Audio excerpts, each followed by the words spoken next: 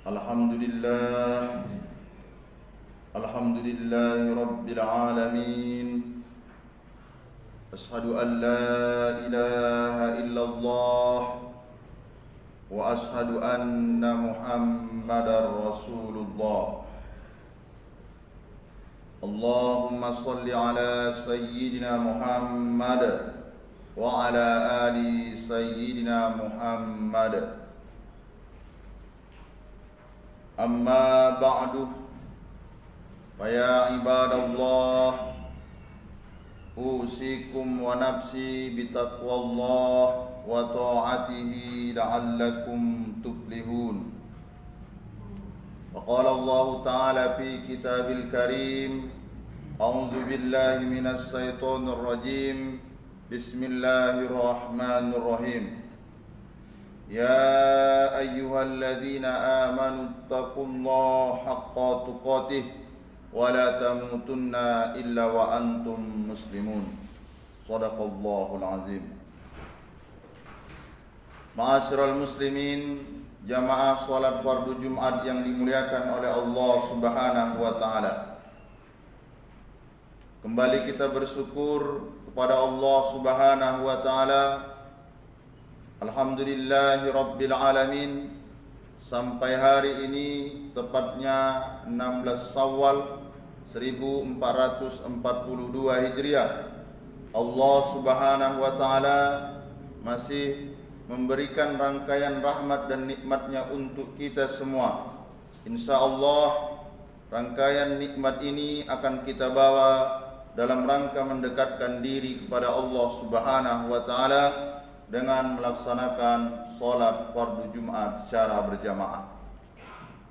Berselawat kita kepada Rasulullah sallallahu alaihi wasallam biqaulin Allahumma salli ala sayyidina Muhammad wa ala ali sayyidina Muhammad.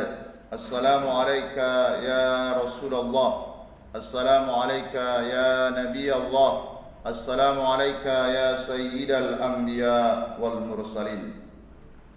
Adapun judul khutbah pada kesempatan kali ini yaitu makna Syawal.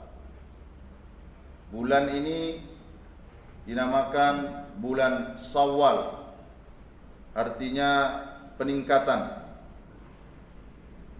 Dalam bahasa-bahasa yang lazim digunakan orang Arab ketika di musim panas terik sekali.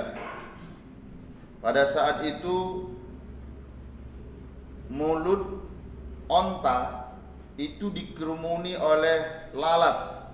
Kenapa? Karena terik matahari itu membuat mulutnya bau busuk. Dan onta akan menggerakkan ekornya untuk mengusir lalat. Bahasa Arabnya sawwalatil ibil. Dia gerakkan agar lalat itu jauh dari mulutnya. Artinya Syawal, ia menaikkan ekornya untuk mengusir lalat. Begitu juga rata-rata binatang-binatang yang hidup di alam ini itu ekornya menurun. Jarang dia gerakkan ke atas. Tadi onta iya, yang kedua kalajengking. Kalajengking ketika ia ingin memangsa lawannya atau ada musuh dalam bentuk kehati-hatian, maka ia akan naikkan ekornya. Selanjutnya yang lazim juga digunakan dalam istilah Syawal yaitu mizan, timbangan.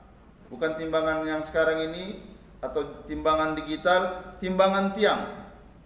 Jadi zaman dahulu ketika orang mau menimbang, itu timbangan tiang yang ada di tengahnya tiang. Kalau misalnya mau ditimbang, ditaruh satu ukuran, maka dia akan Syawal, menaiknya itu dinamakan dengan Syawal. Ma'asyiral muslimin, jamaah salat fardu Jumat yang dimuliakan oleh Allah Subhanahu wa taala.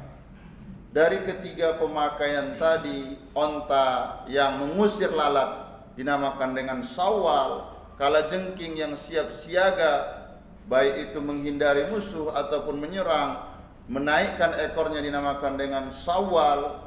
Begitu juga timbangan, ketika ditaruhkan beban ke sana, maka yang kiri atau yang kanan akan naik, itu juga dinamakan dengan Syawal. Artinya bulan Syawal ini adalah bulan peningkatan. Apa yang harus ditingkatkan? Yang pertama, iman. Iman harus ditingkatkan. Kenapa? Karena kita sudah dilatih berpuasa di siang harinya. Man shoma Ramadana imana. Malamnya dilatih dengan ibadah. Man qoma Ramadana imana wahtisaban. Berarti peningkatan yang pertama yaitu peningkatan iman, peningkatan yang kedua yaitu peningkatan amal. Yang ketiga yang harus meningkat di bulan Syawal ini adalah peningkatan ilmu. Di masjid ini setiap malam diadakan tausiah sebelum sholat tarawih. Di siang harinya diadakan juga santapan. Dalam rangka apa? Dalam rangka meningkatkan ilmu pengetahuan. Jadi kalau di bulan Syawal ini yang tiga itu tidak meningkat, imannya malah menipis, amalnya malah berkurang, ilmunya malah tidak bisa diamalkan, berarti tidak sesuai makna Syawal dengan kenyataan. Syawal itu harusnya meningkat. Jangan ada asumsi bahwa bulan Ramadan itu dijadikan ajang, dijadikan tempat menumpuk amal. Kalau bulan Ramadan luar biasa, sholat tahajudnya ditambah dengan sholat tarawih, ditutup dengan sholat witir. Pertanyaannya, meningkat enggak? Kalau tidak meningkat, berarti seseorang itu membuat bulan Ramadan itu sebagai bulan menumpuk amal ibadah, tidak berpengaruh kepada Syawalnya. Ma'asyiral muslimin, jamaah salat fardu Jumat yang dimuliakan oleh Allah Subhanahu wa taala. Lalu apa yang bisa kita lakukan? Yang bisa kita lakukan agar ini bisa kita terus tingkatkan, kita harus memiliki satu sifat yaitu istiqomah. Istiqomah, terus menerus, continue, rutin dalam rangka menegakkan kalimat tauhid, dalam rangka beramal solih, dalam rangka menambah ilmu pengetahuan. Bahkan ada satu pendapat mengatakan al-karamatu al-istiqomatu khairum min alfi karamah. Istiqomah itu lebih baik dari 1000 kemuliaan-kemuliaan. Kalau zaman dahulu ada bahasa idza ra'aitar rajula yatiru fil hawa wa yamsi 'alal ma la tahtar. Dulu orang menilai orang hebat kalau seandainya ada orang bisa berjalan di atas awan. Ada orang yang sanggup berjalan di atas air, tidak tenggelam. Ada pepatah mengatakan idza ra'aitar rajulu yatiru fil hawa wa yamsi 'alal ma la tahtar. Kalau kamu lihat ada orang bisa berjalan di awan, bisa berjalan di air, tidak tenggelam, engkau jangan tertipu. Kenapa? Karena setan pun melakukan itu. Untuk konteks masa dulu. Masa sekarang orang tidak berapa terpesona, tapi banyak sekali terkadang kita terpesona dan lalai.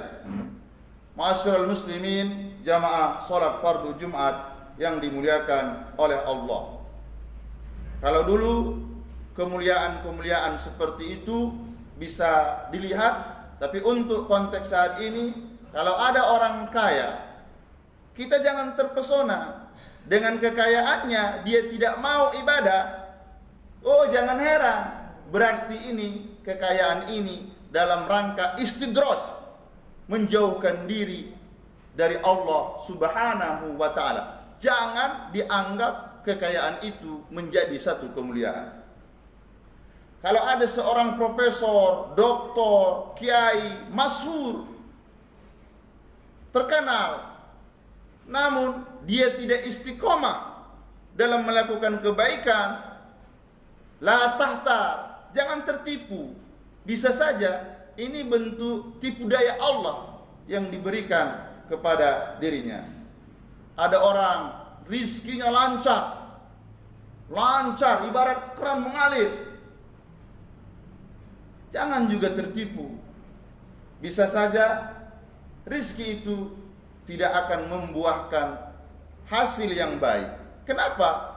Karena dia tidak mau menempelkan keningnya untuk sujud di hadapan Allah Subhanahu wa taala. Begitu juga secerdas apapun orang, sehebat apapun orang, kalau misalnya hari Jumat ini dia tidak datang ke masjid, tidak ada halangan ujur syar'i, berarti jangan tertipu. Kenapa? Karena bisa saja ini adalah makarullah, tipu daya Allah kepada dirinya, agar besok ketika dicampakkan Allah dia ke neraka, tidak ada lagi alasan untuk tidak menerimanya. Ma'asyiral muslimin, jamaah salat fardu Jumat yang dimuliakan oleh Allah Subhanahu wa taala. Kemiskinan itu bukan merupakan siksaan, keterpurukan itu juga bukan merupakan siksaan atau azab. Apa yang dinamakan azab itu? Azab adalah ketika seseorang diberikan nikmat yang banyak, nikmat yang cukup, bahkan berlebih dari Allah Subhanahu wa taala, tapi satu pun perbuatannya tidak ada digunakan untuk Allah, perbuatannya digunakan untuk maksiat kepada Allah Subhanahu wa taala. Itu yang namanya azab. Nikmat ada, kesempatan ada, waktu ada, tapi seluruhnya digunakan dalam rangka maksiat kepada Allah. Itulah azab sesungguhnya. Fa'tabiru ya ulil albab la'allakum tuflihun.